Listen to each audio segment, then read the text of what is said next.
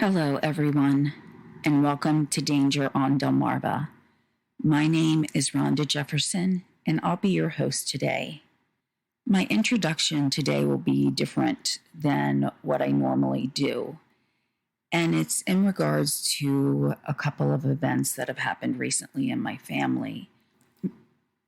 On Monday, that would be January 23rd, my dad called me, and I was just getting ready to record this. I was checking my messages on my phone before I turned it to silent, and he called in, and he told me that my brother had been stopped for a school bus.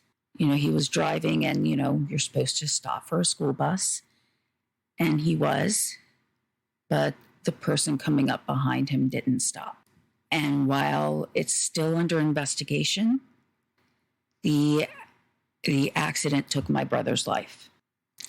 So, I think most of the family went through, some of those stages they talk about. Like, I just knew that there was a mistake, that he was, at the hospital, and we just got the wrong information, but he was fine. Or injured, but going to be fine. And when the phone rang a few minutes later, and I even forget who it was that was calling, when I saw their name, I just said, okay, they're calling to tell me it was a mistake, but it wasn't. So as a family, we're trying to work through the feelings. The one for me, to be honest, is anger. My brother had quadruple bypass last month, and we didn't get to spend Christmas with him because he was still kind of, I don't want to use the term fragile, but he just had it, not the direct Friday before Christmas, but the Friday before. And so, since most of us are out and about, we may have colds or, other types of illnesses. We didn't really want to, go around him and possibly give him those illnesses. And my son had been coughing a lot. So I did get to talk to him, but, I had not seen him. And it's one of the rare holidays where I didn't get to see him and my sister-in-law. So it's been a little rough. I've tried to sit down and record this a few times, and it didn't go that well. But I do want to let you know that it will probably be 3 weeks between this episode and the next, as his services are upcoming this week. And, I'm going to speak at his funeral on behalf of my siblings. I have, I had a total of 9 siblings, so 10 including myself, and one passed away some years ago. So I'm sorry, I'm going to be speaking on behalf of the siblings. And so it's going to be pretty difficult for me to get through even just writing that. And as I was starting to record this last night, and I was, again, I forgot to turn off the volume on my phone, and I was getting to the end of a section, and it rang, and I just thought, oh, well, I'm going to turn it to silent once I'm off the phone with my sister. And she was calling to tell me that her husband, who is a first responder, he's with the local volunteer fire department, was attending a scene last night and was hit by a truck. So as you can imagine, there was a lot of fear. Now, I misunderstood what she was saying. When she called me, of course, she was upset. Somebody who lives down the road from her is a former fire chief. So he and his wife actually came and got her to take her to the hospital, so she didn't have to worry about driving. And, when the way she was, or I took it when she explained it, was that my brother-in-law had been in his truck. So, it would have been a strong hit anyway. But once things were settled, they actually discharged him. She called me back. I told her it doesn't matter what time, call me back. I'll be up in case you need a ride home. But she let me know there were no internal injuries. He would be extremely sore, of course. Now, this is just what I've been told at this point in time. So to protect myself legally and also morally, as far as retelling the story, is what she had been told by at that point is someone, somehow again did not see the lights and hit him driving their pickup at around 50 miles per hour. So I don't know if that's an accurate miles per hour, because that's pretty fast to be hit and not sustain serious injury, or it could just be a blessing and he didn't. Or it could be too, when things happen like that, your perception of time, distance, things like that can be swayed a little bit. So that's just what we had heard last night, but I'm sure that accident is ongoing with the investigation, as well as the one from my brother. Even though we know the basics of what happened, it's still looking at the why. We know that someone didn't stop for a school bus for whatever reason. So just please, if you see flashing lights, traffic lights, anybody in reflective gear, construction zone, first responders, anything like that, please slow down. Please make sure that you're outside of any range where you may hit somebody, because my brother-in-law, he's been married to my sister and dating her for about 40 years. And this past week on Wednesday, his brother passed away. So he had two brothers and a sister, and previously a brother and sister passed away. And, now his remaining brother passed away, and he and his son were actually on the way to see this brother, my nephew's uncle, at a larger hospital when my brother was in the car accident. So it's been a bit of a week, to say the least. Just looking at it, I, told my sister, I'm like, what are the odds that, from her perspective, that she would lose a brother and a brother-in-law in two separate accidents within 2 days of each other. And then to have this to happen on top of it after all of that, my sister's strong. I call her the rock of the family, but, after all this, it's just for the families as a whole, it's been very rough. And, I'm definitely thinking of my sister as it's just one after the other. With my brother, I think all little girls kind of think of their brother as superheroes or invincible. So, I kept thinking about that and just looking up to all of my big brothers as I'm the youngest. And I've come to realize, even though, as a kid, I would think of invincible or immortal or, just that he'd never be gone, I've come to realize that he won't. When I look at his kids and his grandkids, and even now his great-grandkids, the influence and examples that he set for, my sons and for all the kids in the family. Unfortunately, though, like I said, he had quadruple bypass recently, and he didn't have life insurance due to issues, revolving the expense of the life insurance. And I know things are still ongoing for, the actual car insurance and investigations. But the funeral, the costs just, it's about $4,000 higher than the service that was charged for my mother only 5 years ago, or quoted for my mother. We ended up having to go through cremation because, a burial was too expensive.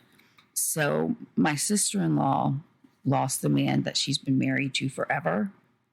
He's 23 years older than I am, so, they've been together forever, and she's lost her best friend.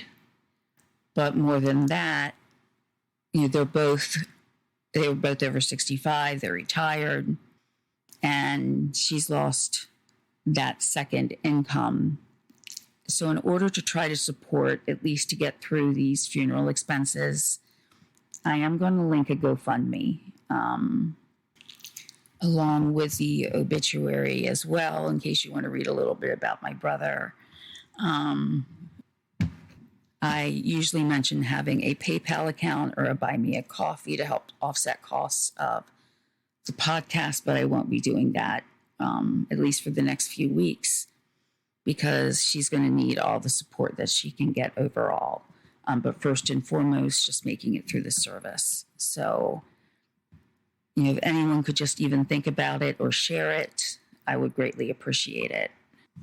Now, to get back to the story that I'll be covering today, just to go over some of my normal disclaimers. This episode will include discussions of topics that some may find hard to listen to, and in today's case, we'll have discussions of violence and domestic violence. So that's just for everyone to know, and there will be also a death involved. All of my sources will be linked in the description of the episode, though there were some discrepancies in a few of the articles that I've read. So knowing that this was also featured on Oxygen Channel's Buried in the Backyard, I was able to find a transcript of that just so I could see everything in writing, as well as listen to it at the same time. And since that show had an interview with her mother, I am taking some of the facts that there were inconsistencies on and kind of deferring to her mother on that one, as she would know best. So with all of that being said, let's get into the case of Christine Sheddy. People walk around laughing and talking, enjoying the scenery and the comfort of staying at a quaint bed and breakfast. They spend the day at the beach, or they go to the outlets in the state next to them in Delaware and capitalize on the tax-free shopping, or they take in some of the local seafood restaurants at the beach, or walk along the boardwalk. Some may come to watch a loved one graduate from a local university, and rather than stay at a large cookie-cutter faceless hotel, they stay at a comfortable and welcoming inn. And at this inn, they may have stood talking or having fun in the backyard. But close to where they talked and celebrated, a secret that some had wished would never come to light would soon be unearthed. That secret caused innumerable people pain, uncertainty, fear, and anger. But those responsible were too selfish to think of anybody but themselves. And when that secret was finally revealed, it brought forth a floodgate of deception and selfishness that today remains part of the case of Christine Sheddy. Now, a parent never truly stops worrying about their child. And just reading this part that I wrote 2 weeks ago, it's true. My dad is, he's having trouble, of course, but he never stops worrying about us and, always tries to keep in contact with us to make sure we're safe. He doesn't matter how old we are. He considers that his job. But truly, a parent never stops worrying, even if their child's an adult, even, in their 60s, a parent will always worry. We sometimes see this in missing persons cases, as it's usually a parent or parental figure that reports someone missing.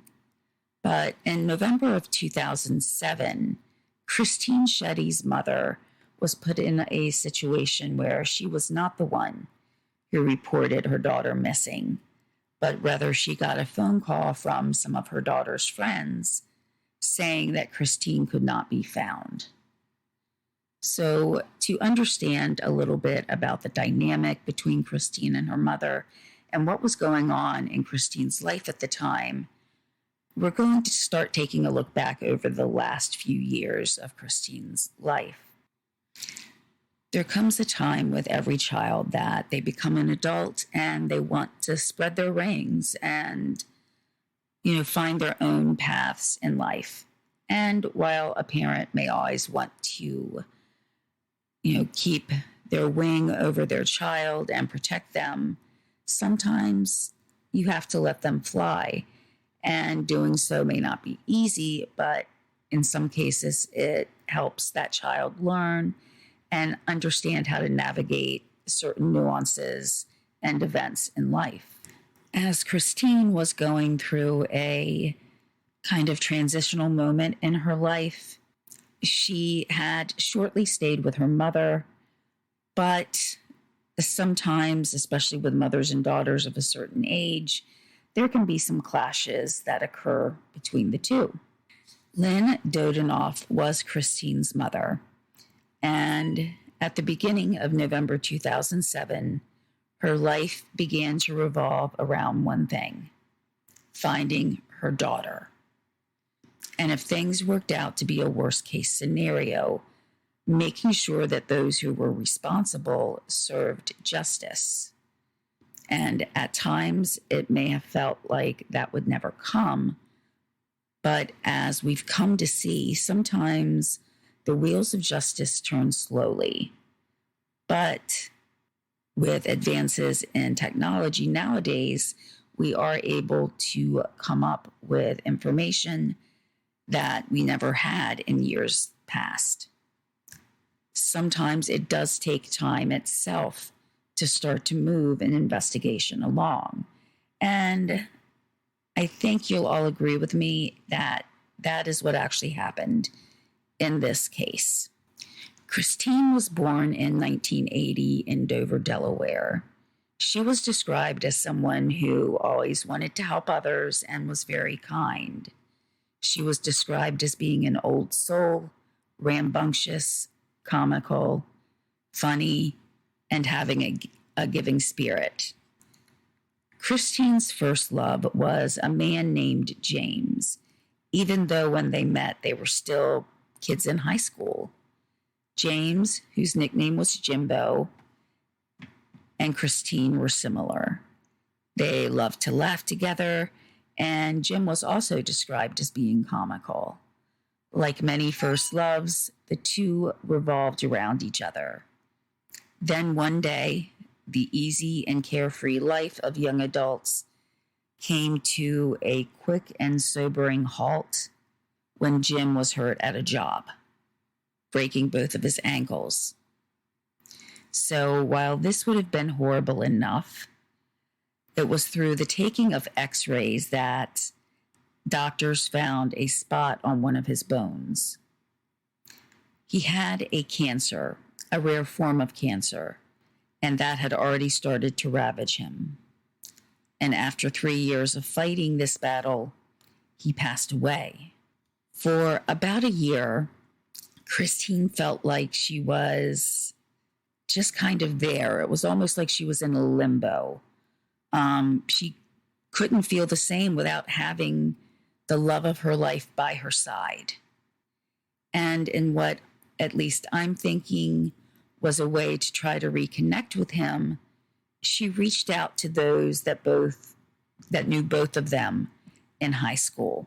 So former classmates and friends of theirs, some, that she might have lost touch with after they had graduated, but who Christine once again tried to regain a camaraderie with after he died. Some may say she was trying to forget Jim, but, I think by going to and, spending time with people who knew both of them, she was trying to hold on to those memories of him. That's just my opinion or thoughts. But, I can definitely see someone who has such a strong and, passionate bond to someone that might be something they were trying to do. But it was through interacting with these friends that she met another man named Mitch. Now, Lynn, Christine's mother, very understandably did not think much of Mitch. He was controlling and violent. So, as any loved one of someone in an abusive relationship would do, Lynn was concerned. She would tell her daughter, quote, "This is not the guy for you," end quote. But reading the description of those interactions, it almost seemed like it was a tug of war. And Christine would just kind of dig her heels in harder and fight harder each time that she felt her mother was tugging on that rope. So, as a kind of compromise, Christine would spend many of her weekends with Mitch, but the time during the week was spent with her mother, Lynn. But soon, though, Christine found that she was pregnant, and she hoped, as so many people in the past have, that by bringing a new life into the world together, that it would help their relationship. It didn't then, as we know, it doesn't usually happen like that. When a child's born, it doesn't usually bring people closer together, but rather it adds more stress onto an already stressful relationship. Then they had a second child, and instead of Mitch seeing that his life should be devoted to his children and providing them with the best possible care and life growing up, he definitely did not calm down. Instead of trying to become more of a compassionate and caring father to his children and a loving partner to a significant other, he wanted to dominate them. So things only got worse. And for reasons of self-protection, Mitch was never convicted for anything regarding this. So in terms where I'm discussing domestic violence or acts that he may have taken against Christine or anyone else for that matter, they are alleged. So this is just what we have heard about the relationship between Mitch and Christine.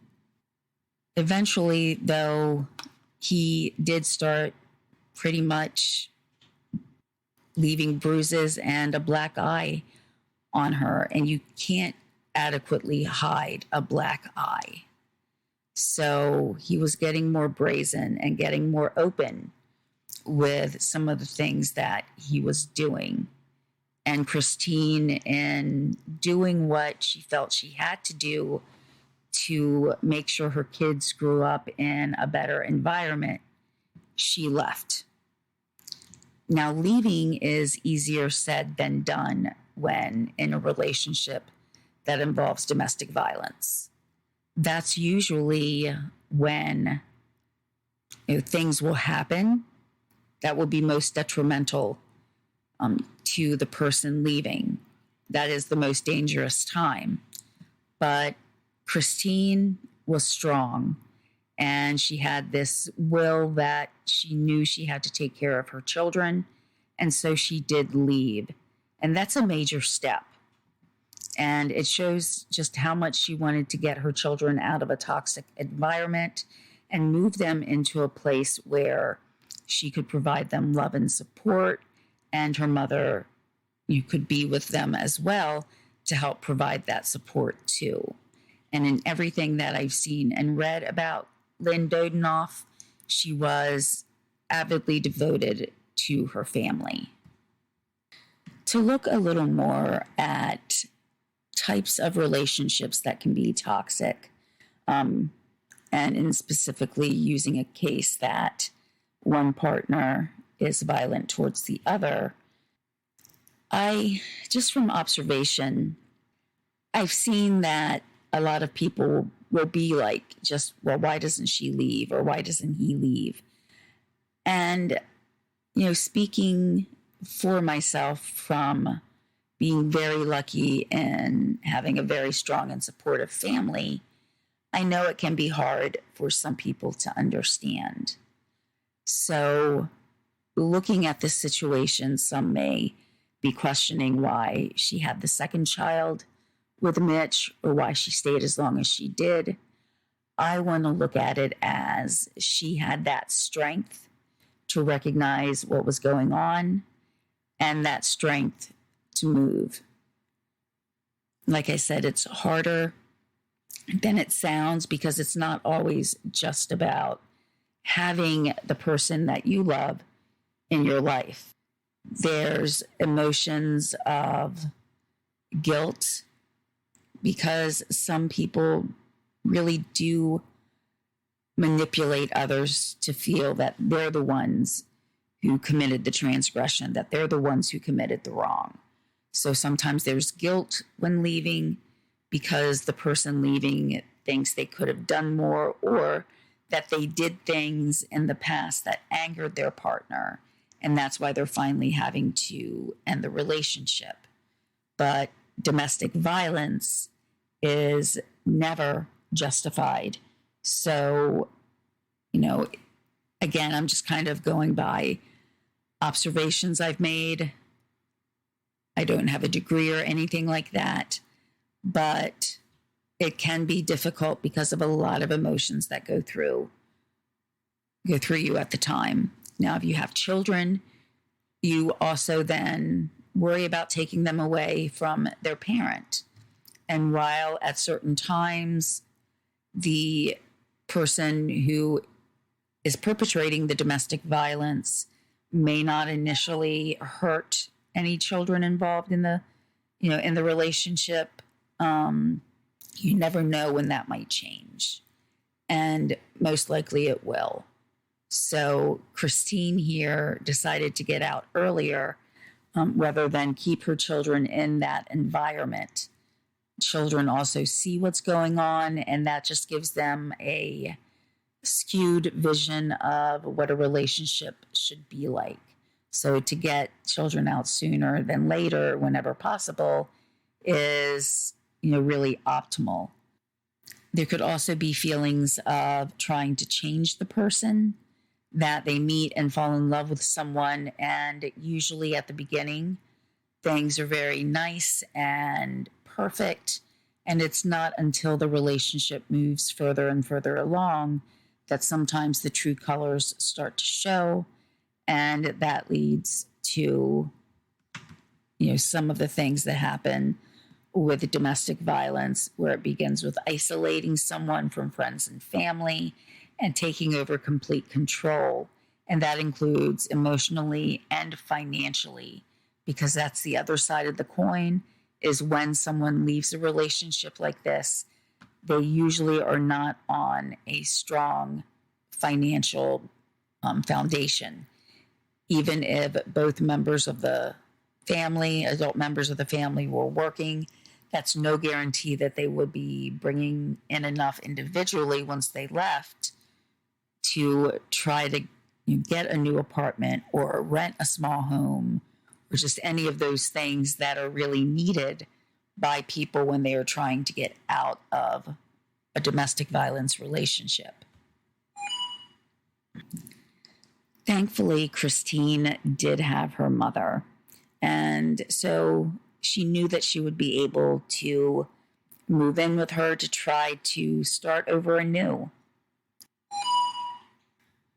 But if any adult daughters have tried to live with their mother before, it can sometimes be a little hair-raising, I guess, is a way to describe it. I know personally when I moved back down to Sussex County from Newcastle County in Delaware, and we were waiting on some things. We stayed with my parents for a little while, and Yeah, I took exactly after my mother. So there were two very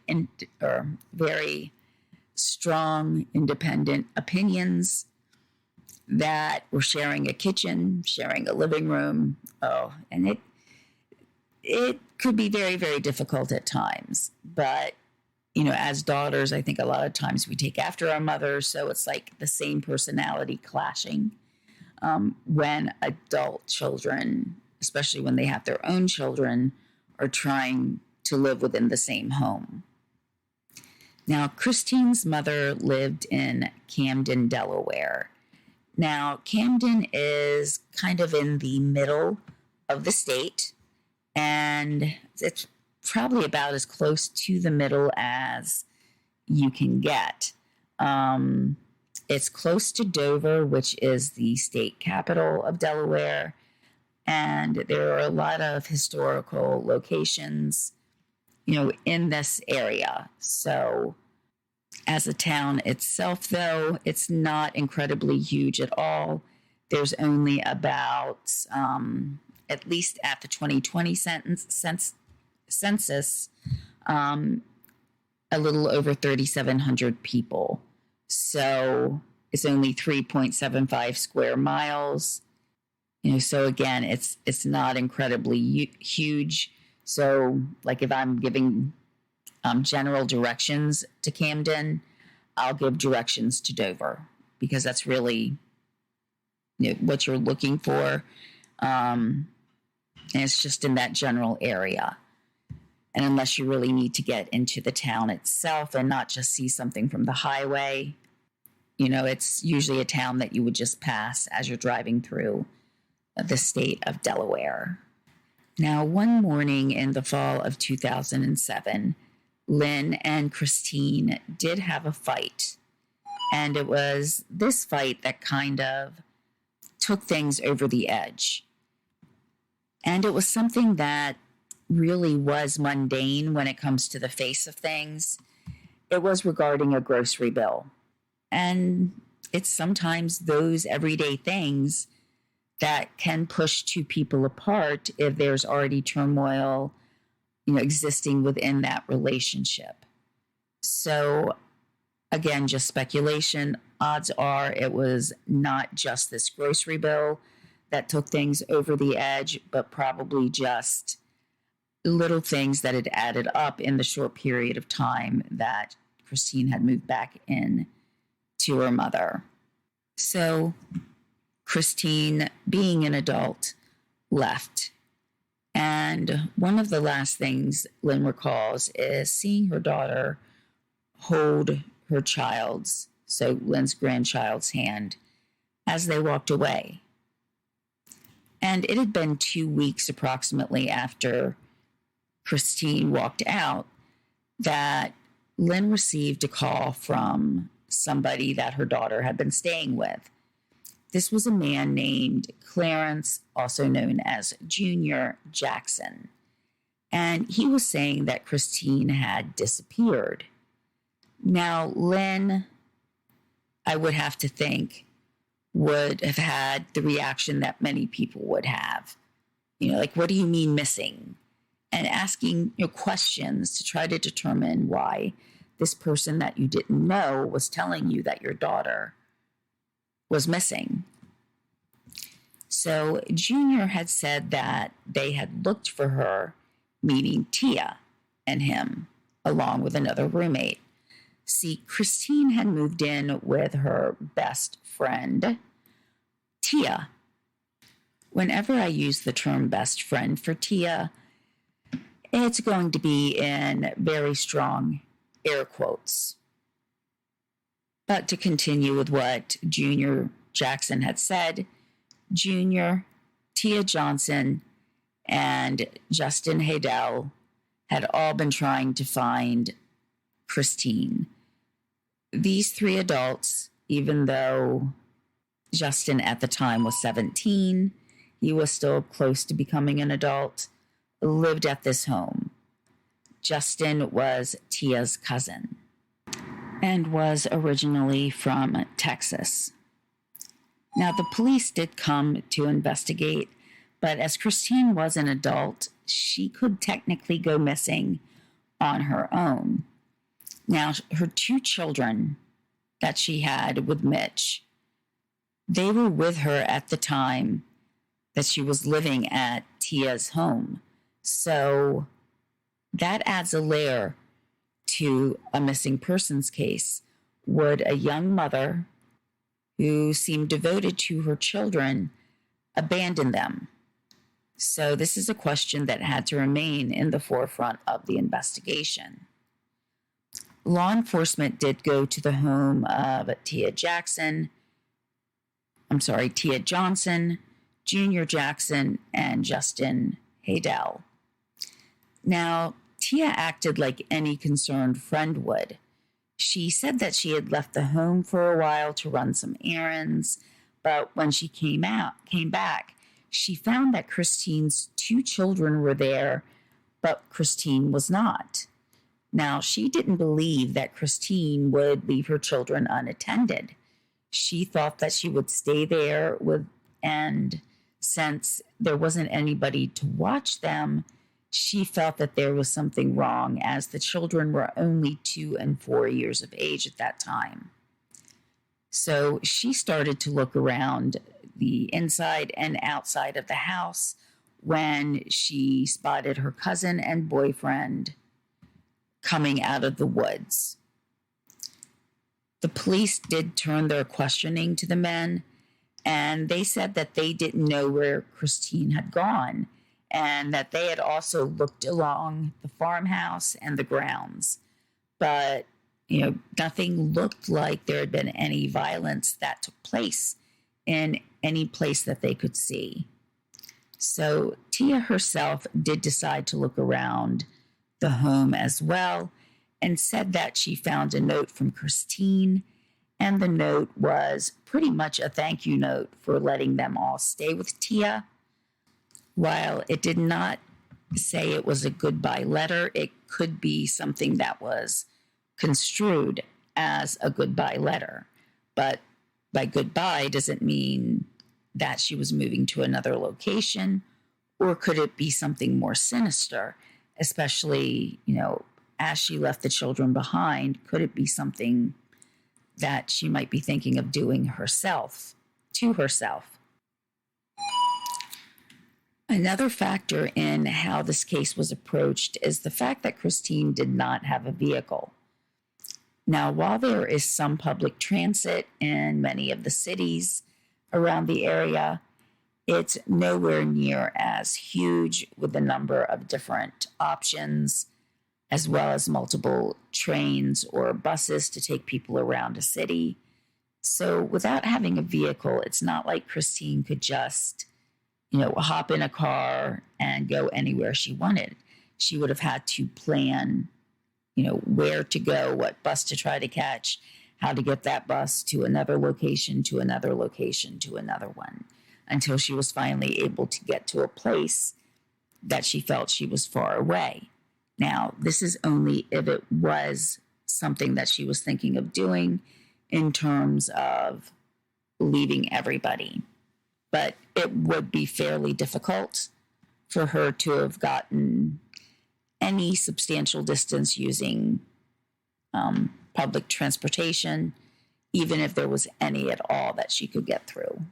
As we don't always see a good time frame when someone goes missing, this case actually did have a pretty clear time frame to within a few hours of when she probably went missing. It had probably been about 3 hours, and Tia, Junior, and Justin were all extremely cooperative. If all of the information was to be believed, that meant that there was only about 2.5 to 3 hours for, a murder to take place, if that's truly what happened, for any cleanup to begin, and then for disposal of the body. And then, the police get the phone call. So this seemed to be very efficient when looking at Christine's disappearance.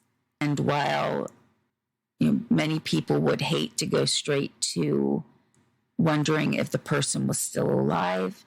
Unfortunately, in this case, from the very beginning, there was pretty good evidence to feel that Christine had not just left willingly. She had the 2 babies to think of, and it's not something that she would have been known to do. She was always known as being a very good mother. But the 3 people that she lived with acted genuinely concerned. So with police discussing the case with them and questioning the 3 roommates, it didn't really seem like they were involved initially. Yes, police will always keep people on their radar, but they were being very, very cooperative. But the 3 roommates had a very good suspect as someone that they could lead the police to and tell them about, and that was Mitch, Christine's ex-boyfriend and father of her 2 children. So with Christine being reported so quickly after her disappearance, and with Mitch being a prime suspect or contender to be a suspect, again, have to sometimes watch my wording, but as a contender to be a suspect, it could have very quickly been solved if Mitch didn't have an alibi. And while Mitch himself was not, let's just say, the greatest of human beings, in my opinion, he still did provide police with some information. And that was information regarding a diary that he turned over to the police. Okay, everybody. With that, I think I'm going to stop today. I know that this episode would probably end up being about an hour and a half total. And while I'd like to be able to, go through the whole thing today, I think, right now is a good place to stop for me. I appreciate your understanding. It's just doing this podcast is very important to me, as, a goal is to look at why things happen and try to learn from them. So over this past week, that's really been forced home even stronger. I want to take a look at cases and find out what went wrong. Was there anything that could have been done to prevent certain things?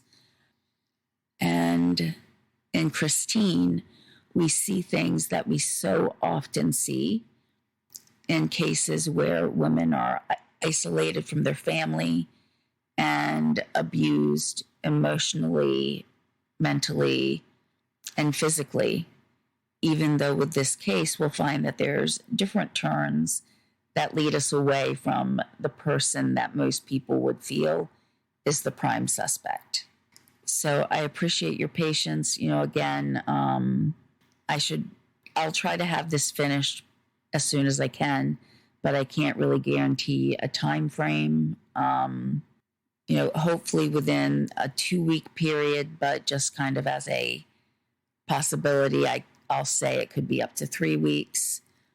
So I appreciate, again, everybody's understanding, as my family and I are trying to get through, sometimes that'll be pretty rough over the next week.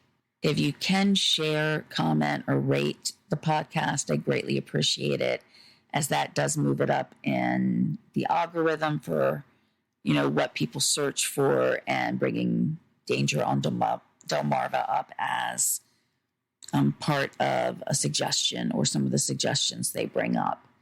If you do want to take a look at my Facebook or Twitter, those are linked, even though admittedly I grew up without social media, so social media is not the biggest platform that I tend to be on all the time. But there will be updates to some stories there. So you can always check out information and messages there. And lastly, though, while it's not something I ever expected to be asking about or talking about on this podcast, there will be a link to a GoFundMe to help offset funeral expenses for my brother, George. I hope everybody take some time this week and tell your loved ones that you love them. Give them a hug if they're nearby. Take advantage of FaceTime or Skype or any of the other services where you can talk to a loved one and see them face to face, even if they live a long way away. Just take the time to enjoy life and enjoy those around you, because truly we never know when in just an instant everything that we've had just seems to go away in a blink of an eye, when he's been here my whole life and is no longer here. It's hard to imagine life without this silly, some of the silly things he did. But again, just take some time to spend with those you love. I'll talk to you as soon as I can. Bye.